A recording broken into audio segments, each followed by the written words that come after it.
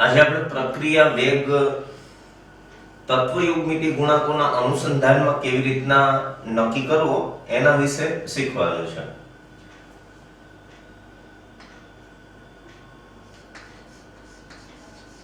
તત્વયુગ્મિતિ ગુણાંક સરખા હોય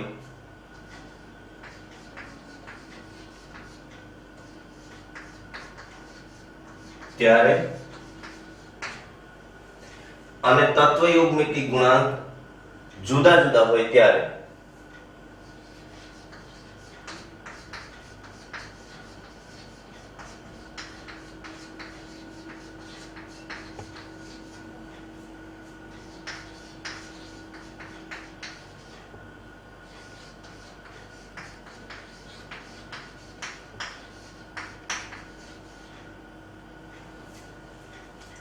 આપણે વાત કરી તત્વયુગ્મિતિ ગુણાંક સરખા હોય મતલબ સમાન હોય ત્યારે અને તત્વયુગ્મિતિ ગુણાંક અલગ અલગ હોય જુદા જુદા હોય એવા પ્રકારની પ્રક્રિયાઓ માટે આપણે રાસાયણિક પ્રક્રિયાનો પ્રક્રિયા વેગ કેવી રીતના નક્કી કરી શકીએ એ વિશે આપણે ચર્ચા કરવાની છે.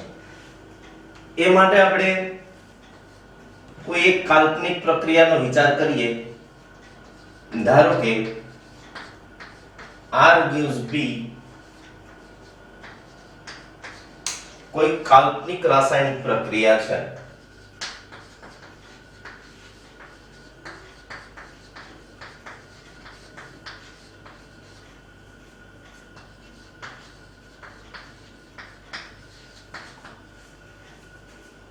આપણે R gives B કોઈ કાલ્પનિક રાસાયણિક પ્રક્રિયાનો વિચાર કર્યો છે.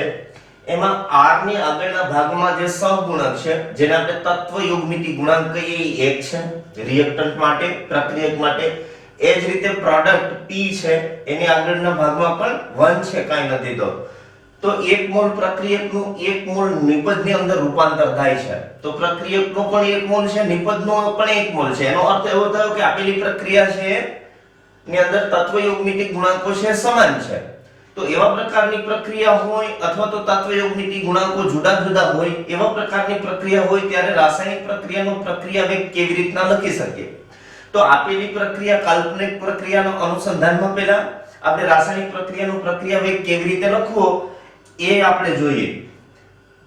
તો સૌપ્રથમ પ્રક્રિયક R ના અનુસંધાનમાં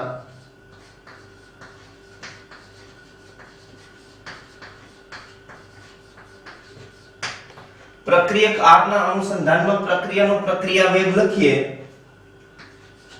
પ્રક્રિયા વેગ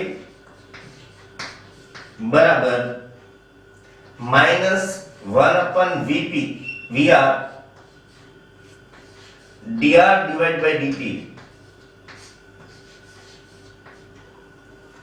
પ્રક્રિયક R ના અનુસંધાનમાં આપણે પ્રક્રિયાનો પ્રક્રિયા વેગ લખીએ તો પ્રક્રિયા વેગ બરાબર -1/Vr dr/dt. અહીંયા આપણે પ્રક્રિયકની સાંદ્રતાના અનુસંધાનમાં વાત કરીએ છીએ એટલે પ્રક્રિયકની સાંદ્રતા કૌંસ છે સાંદ્રતાનું સૂચન કરે છે જે આપણે મોલ પ્રતિ લિટરની અંદર દર્શાવીએ છીએ. તો સમય સાથે સાંદ્રતાનો ફેરફાર પણ એની અંદર -1/Vr. તો અહીંયા Vr જે છે એ R નો તત્વયુગ્મિતિ ગુણાંક છે એનો નિર્દેશ કરે છે. તો જ્યાં Vr બરાબર પ્રક્રિયક R નો તત્વયુગ્મિતિ ગુણાંક છે.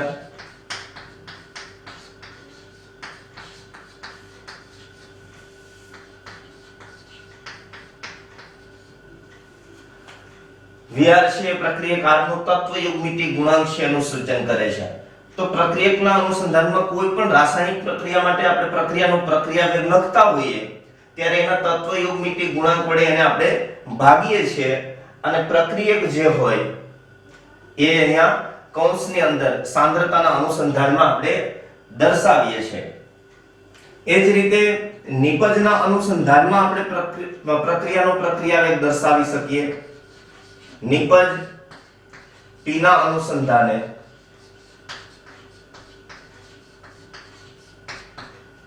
તો નિપજ P ના અનુસંધાને પ્રક્રિયાનો પ્રક્રિયા વેગ છે દર્શાવીએ તો પ્રક્રિયા વેગ બરાબર plus 1/vp dp divided by dt. vp છે નિપજ p છે એમનો તત્વયુગ્મિતિક ગુણાંક છે એમનું સૂચન કરે છે, જ્યાં vp નિપજ p નો તત્વયુગ્મિતિક ગુણાંક છે.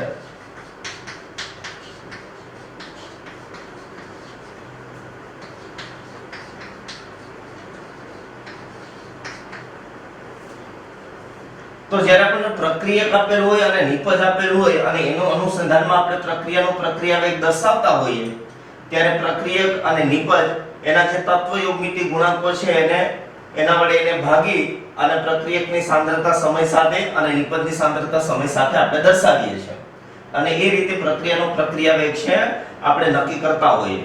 આપણે બે પ્રકારની પ્રક્રિયાઓ છે એના ઉદાહરણ જોવા છે. એક તત્વયુગ્મિતિક ગુણાંકો છે એ સમાન હોય ત્યારે, અને બીજા નંબરમાં તત્વયુગ્મિતિક ગુણાંક છે જુદા જુદા હોય, અલગ અલગ હોય ત્યારે પ્રક્રિયાનો પ્રક્રિયા વેગ. આ બંને બાબતો છે એને લક્ષ્યમાં રાખીને કેવી રીતના નક્કી કરી શકીએ એ વસ્તુ છે એના વિશે આપણે ધ્યાન આપીશું. એક પ્રક્રિયાનો વિચાર કરો, જેમ કે Hg liquid plus Cl2 gas gives HgCl2 solid. મર્ક્યુરીની ડાયક્લોરિન સાથેની પ્રક્રિયાથી મર્ક્યુરસ ક્લોરાઇડ બને છે. અહીંયા જુઓ તો મર્ક્યુરી અને ડાયક્લોરિન વચ્ચે જે પ્રક્રિયા થાય છે એ પ્રક્રિયકો છે અને મર્ક્યુરસ ક્લોરાઇડ બને છે એ નિપજ છે આપણી. તો પ્રક્રિયકો છે એની આગળ તત્વયુગ્મિતિક ગુણાંક Hg ને આગળ 1 છે, Cl2 ને આગળ કાઈ નથી મતલબ 1 છે, HgCl2 નિપજ છે એની આગળ કંઈ નથી એટલે 1 છે. તો એ પ્રક્રિયકો અને નિપજો એમના તત્વયુગ્મિતિક ગુણાંકો છે સમાન છે. એવા સંજોગોમાં આપેલી પ્રક્રિયા માટે આપણે પ્રક્રિયાનો પ્રક્રિયા વેગ લખીએ તો પ્રક્રિયા વેગ બરાબર રાસાયણિક પ્રક્રિયા દરમિયાન પ્રક્રિયકની સાંદ્રતામાં ઘટાડો થતો હોય એટલે આપણે માઈનસની સંજ્ઞા છે દર્શાવીએ છીએ. પ્રક્રિયા વેગ બરાબર -1/Vr. Vr એ પ્રક્રિયકનો તત્વયુગ્મિતિક ગુણાંક છે એનું સૂચન કરે છે. અહીંયા Hg નો તત્વયુગ્મિતિક ગુણાંક 1 છે એટલે -1/1 લખવાની જરૂર નથી, એટલે સીધે સીધું ખાલી માઈનસ છે દર્શાવતા હોય. -1/1 d આપણો પ્રક્રિયક છે મર્ક્યુરી છે એટલે Hg ની સાંદ્રતા ડિવાઇડ બાય dt. હવે નેક્સ્ટ નંબરનો પ્રક્રિયક છે એના વિશે વિચાર કરીએ તો ઇઝ ઇક્વલ ટુ પ્રક્રિયા વેગ બરાબર અહીંયા તત્વયુગ્મિતિક ગુણાંક Cl2 ની આગળ 1 છે એટલે -1/1 d Cl2 ની સાંદ્રતા ડિવાઇડ બાય dt. આ બંને પ્રક્રિયા વેગ બરાબર જ છે, નિપજ અને પ્રક્રિયક. તો આના બરાબર જ હું નિપજનો પ્રક્રિયા વેગ છે લખી શકું છું. નિપજ HgCl2 છે પણ એનો પ્રક્રિયા વેગ છે એ આપણે નિપજની સાંદ્રતા રાસાયણિક પ્રક્રિયા દરમિયાન વધતી હોવાના કારણે એનો પ્રક્રિયા વેગ છે ને આપણે પ્લસ લખીએ છીએ એટલે +1/1 અહીંયા Vp નું મૂલ્ય છે 1 છે, તત્વયુગ્મિતિક ગુણાંક 1 છે તો 1/1 d નિપજ છે આપણી મર્ક્યુરસ ક્લોરાઇડ HgCl2. તો HgCl2 ની સાંદ્રતા છે દર્શાવીએ એના છેદમાં dt. તો તત્વયુગ્મિતિક ગુણાંકો સમાન હોય એવું આપણે ઉદાહરણ જોયું કે જેની મદદથી આપણે પ્રક્રિયાનો પ્રક્રિયા વેગ છે દર્શાવ્યો. જેવી રીતે R gives P એમાં તત્વયુગ્મિતિક ગુણાંકો સમાન હતા એવું જ ઉદાહરણ છે આમાં તત્વયુગ્મિતિક ગુણાંકો સમાન હોય એવું રિએક્શન છે એમનો આપણે વિચાર છે કરીએ છીએ.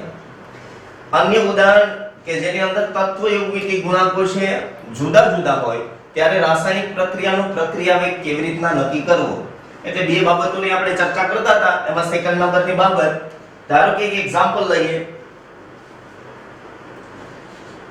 2HI gas gives H2 gas plus I2 gas. Hydroiodic acid છે એનું વિભાજન કરીએ, વિઘટન કરવામાં આવે તો ડાયહાઇડ્રોજન અને ડાયઆયોડિન છે આપણને મળે. આ પ્રક્રિયાની અંદર હાઇડ્રોઆયોડિક એસિડના 2 મોલ 1 મોલ ડાયહાઇડ્રોજન અને 1 મોલ ડાયહાઇડ્રોજન ની અંદર પરિવર્તિત થાય છે. તો અહીંયા તત્વયુગ્મિતિ ગુણાંકો પ્રક્રિયક અને નિપજના સમાન નથી. પ્રક્રિયકના 2 મોલ છે અને નિપજ 1 મોલ છે પ્રાપ્ત થાય છે. એનો અર્થ એવો થયો કે જ્યારે પ્રક્રિયાનો પ્રક્રિયાવેગ દર્શાવવામાં આવે ત્યારે એના તત્વયુગ્મિતિ ગુણાંક 2 વડે ભાગી અને રાસાયણિક પ્રક્રિયાનો પ્રક્રિયાવેગ છે દર્શાવવો જોઈએ. તો હમણાં તમને જે પ્રમાણે વાત કરી કે પ્રક્રિયક અને નિપજના અનુસંધાનમાં આપણે કેવી રીતના પ્રક્રિયાનો પ્રક્રિયાવેગ દર્શાવી શકીએ, એ જ રીતે આ પ્રક્રિયા માટે પ્રક્રિયાનો પ્રક્રિયાવેગ લખીએ તો પ્રક્રિયાવેગ બરાબર પ્રક્રિયક માટે -1/Vr, Vr નું મૂલ્ય છે એ 2 છે એટલે -1/2 d HI ની સાંદ્રતા /dt is equal to પ્રક્રિયક છે પૂરું નિપજ +1/Vp, Vp નું મૂલ્ય 1, તત્વયુગ્મિતિ ગુણાંક 1/1. હવે 1/1 લખવાની જરૂર નથી, આપણને ખ્યાલ આવે એટલા માટે dH2 ની સાંદ્રતા /dt +1/Vp, અહીંયા તત્વયુગ્મિતિ ગુણાંક 1 છે તો 1/1 લખવાની જરૂર નથી, તો ડાયરેક્ટ લખીએ હવે dI2 ની સાંદ્રતા /dt. તો અહીંયા એવા પ્રકારની પ્રક્રિયા હતી કે જેમાં તત્વયુગ્મિતિ ગુણાંકો છે જુદા જુદા છે. અન્ય એક ઉદાહરણ લઈએ, જેમ કે 2NO gas plus O2 gas gives 2NO2 gas. 2NO gas plus O2 gas gives 2NO2 gas. આપેલી પ્રક્રિયામાં પણ તત્વયુગ્મિતિ ગુણાંકો છે જુદા જુદા છે. તો એવા સંજોગોમાં પ્રક્રિયા વેગ બરાબર પ્રક્રિયકના અનુસંધાનમાં -1/Vr, R નું Vr નું મૂલ્ય છે 2 છે તો -1/2 d પ્રક્રિયક આપણો એનું છે એનું ની સાંદ્રતા /dt is equal to -1/1 એ લખતા નથી તો -d O2 ની સાંદ્રતા /dt. પ્રક્રિયકનું કામ પતી ગયું. હવે એ જ રીતે નિપજના અનુસંધાનમાં વિચારીએ તો નિપજ છે એના માટે +1/Vp, Vp નું મૂલ્ય છે 2 છે, તત્વયુગ્મિતિ ગુણાંક 2 છે તો 1/2 d NO2 ની સાંદ્રતા /dt.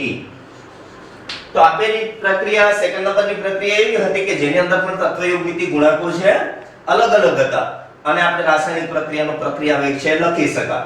એવી રીતે કોઈ ત્રીજી પ્રક્રિયા છે એનો વિચાર કરીએ, જેમ કે 5 moles of Br minus aqueous plus BrO3 minus aqueous solution plus 6 moles of H plus aqueous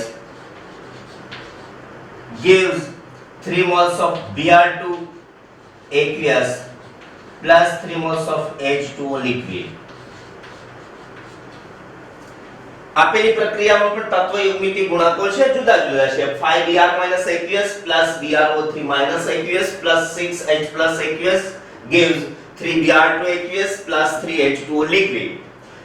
આ પ્રક્રિયા માટે પ્રક્રિયકો અને નિપજોને ધ્યાનમાં લઈ પ્રક્રિયાનો પ્રક્રિયાવેગ દર્શાવીએ તો પ્રક્રિયાવેગ -1/Vr, Vr નું મૂલ્ય છે 5 છે તો -1/5 d Br minus ની સાંદ્રતા /dt is equal to -1/Vr, R નું મૂલ્ય છે Vr નું મૂલ્ય છે 1 છે તો -1/1 દર્શાવતા નથી -d BrO3 minus ની સાંદ્રતા /dt is equal to અહીંયા પ્રક્રિયક 6H plus છે એનો તત્વયુગ્મિતિ ગુણાંક 6 છે તો Vr નું મૂલ્ય 6 થયું તો -1/6 d H plus ની સાંદ્રતા /dt is equal to પ્રક્રિયકોનું કામ છે પૂરું થયું. હવે નિપજ છે એના સંદર્ભમાં +1/Vp dP/dt તો 1/3 Vp નું મૂલ્ય d Br2 ની સાંદ્રતા નિપજ આપણી Br2 છે /dt એને ઇક્વલ 3 moles of H2O છે ત્યાં તત્વયુગ્મિતિ ગુણાંક 3 છે તો Vp નું મૂલ્ય 3 થયું તો +1/3 d H2O ની સાંદ્રતા /dt. હવે આપણે તત્વયોગમિતિ ગુણાંકો સમાન હોય ત્યારે એક એક્ઝામ્પલ લીધું, તત્વયોગમિતિ ગુણાંકો જુદા જુદા હોય ત્યારે ત્રણ એક એક્ઝામ્પલો દ્વારા આપણે રાસાયણિક પ્રક્રિયાનું પ્રક્રિયા વેગ છે કેવી રીતના નક્કી કરી શકીએ એની ચર્ચા કરી. સામાન્ય રીતે અહીંયા જુઓ તો દ્રાવણ હતું કે કોઈ લિક્વિડ પ્રકારની પ્રણાલી હોય, અહીંયા લિક્વિડ હતું, અહીંયા સોલિડ છે. તો કેટલાક રિએક્શનો એવા છે કે જેની અંદર વાયુમય પ્રક્રિયકો એટલે કે સ્પીસીઝ જે કે ઘટકો પ્રક્રિયા સાથે સંકળાયેલા છે, ઘટકોને આપણે સ્પીસીઝ કહીએ છીએ. તો એ વાયુમય હોઈ શકે છે, પ્રવાહીમય હોઈ શકે છે, અથવા તો જલીય દ્રાવણો કે અન્ય દ્રાવકોની અંદર બનાવેલા દ્રાવણો છે હોઈ શકે છે. પણ જનરલી સાંદ્રતા અને દર્શાવીએ ત્યારે અચળ તાપમાને ઘણી વખત રાસાયણિક પ્રક્રિયાની અંદર સંકળાયેલી સ્પીસીઝ છે, ઘટકો છે, એ વાયુરૂપ પ્રણાલી છે ધરાવતા હોય. તો વાયુરૂપ પ્રણાલી ધરાવતા હોય ત્યારે અચળ તાપમાને આપેલી સ્પીસીઝની સાંદ્રતા એ તેના આંશિક દબાણના સમપ્રમાણમાં હોય. તો ત્યારે પ્રક્રિયાનો પ્રક્રિયા વેગ છે એ વાયુમય સ્પીસીઝ છે, એનું દબાણ છે એ જેની સાંદ્રતા બનતી હોય. તો વાયુમય સ્પીસીઝનું દબાણ એ સાંદ્રતાના અનુસંધાનમાં સમય સાથેનો ફેરફારથી દર્શાવી અને રાસાયણિક પ્રક્રિયાનો પ્રક્રિયા વેગ છે એનું નિર્ધારણ કરી શકાય. રાસાયણિક પ્રક્રિયાના પ્રક્રિયા વેગની અભિવ્યક્તિ છે કરી શકીએ, મતલબ કે આપણે રાસાયણિક પ્રક્રિયા છે ને દર્શાવી શકીએ અને રાસાયણિક પ્રક્રિયાનો પ્રક્રિયા વેગ છે નક્કી કરી શકતા હોઈએ. ઓકે.